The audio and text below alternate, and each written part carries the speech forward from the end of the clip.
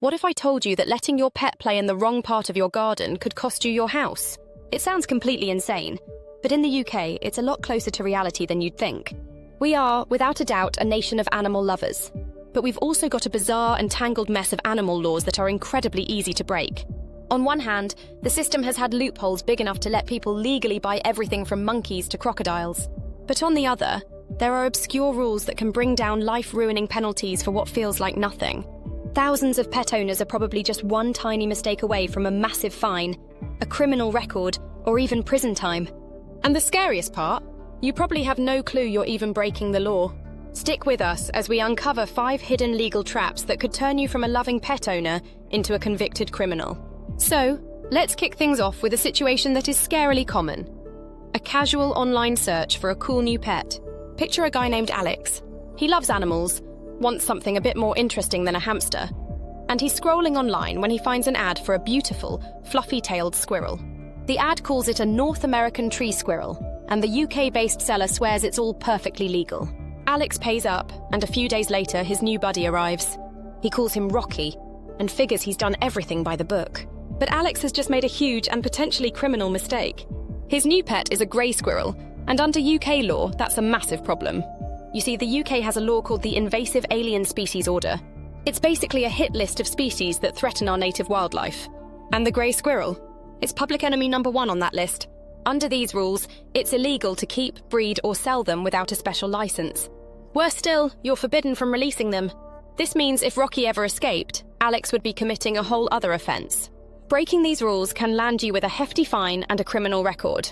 This trap is so easy to fall into because, unlike a lot of other countries, the UK doesn't have a simple, approved list of animals you can own. Instead, we have a confusing web of different laws and lists of what's banned or restricted, putting all the pressure on the buyer to figure it out. Alex thought he was buying a pet, but what he really bought was a legal nightmare. All right, next up, let's talk about the enthusiast. This is someone who starts small and as their passion grows, decides to get something a bit more impressive. Meet Sarah. She's been into reptiles for years. She started with a corn snake. Totally legal, no big deal. She's a great owner. Her animals are in secure, perfect enclosures. After a few years, she feels ready for something new and buys a stunning green mamba from a breeder she met at a reptile convention. She sets up an even better, more secure enclosure, thinking her experience makes her the perfect person for the job. What Sarah doesn't get is that she has just steamrolled over a very important legal line. She's broken the Dangerous Wild Animals Act of 1976. This law, the DWAA, lists animals considered dangerous if they get out. It's got the obvious ones like lions and tigers, but also loads of venomous snakes, primates, and even ostriches. To keep anything on this list, you need a special, hard-to-get license from your local council. Getting one involves intense inspections, proving you're an expert, and having serious public liability insurance. By just bringing that mamba home without a license, Sarah is committing a crime. If she's found out, she faces an unlimited fine. Her beloved snake would be seized and could even be put down with no compensation for her. It just goes to show what you see as a pet, the law might see as a public safety hazard. This next one is maybe the easiest trap to fall into because it catches the owners with the best intentions. It's not about having an illegal animal, it's about failing a legal one. Imagine a family buys a pair of servals, a type of African wildcat. They aren't on the dangerous wild animals list, so no license is needed.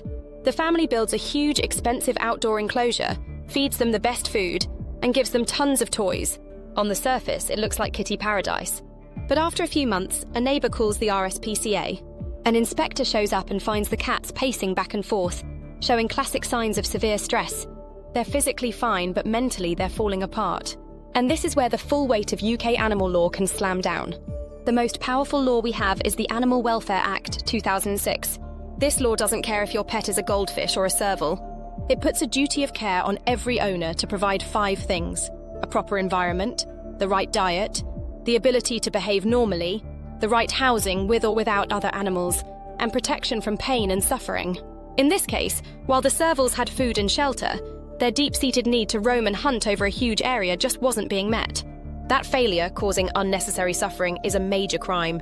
It could start with a new on-the-spot fine of up to £5,000, but it can get much worse. Thanks to recent changes, the maximum penalty is no longer a slap on the wrist. We're talking up to 5 years in prison and an unlimited fine.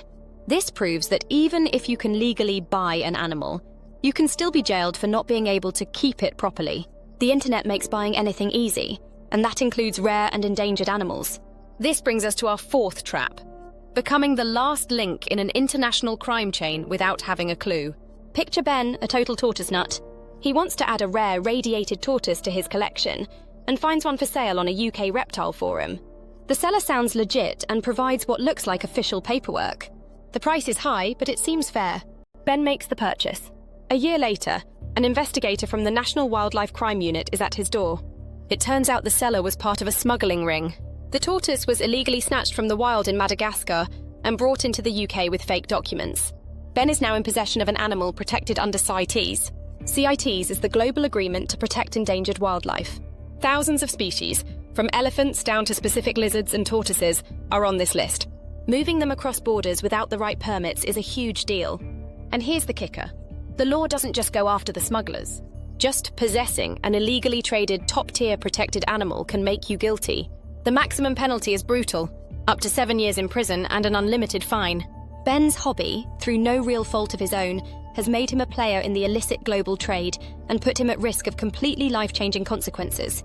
And finally, let's talk about what happens when you try to be too clever.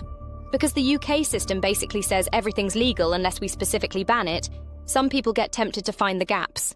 Meet Chloe. She wants a primate, but knows the laws have tightened up, with a near-total ban on keeping them as pets now in place.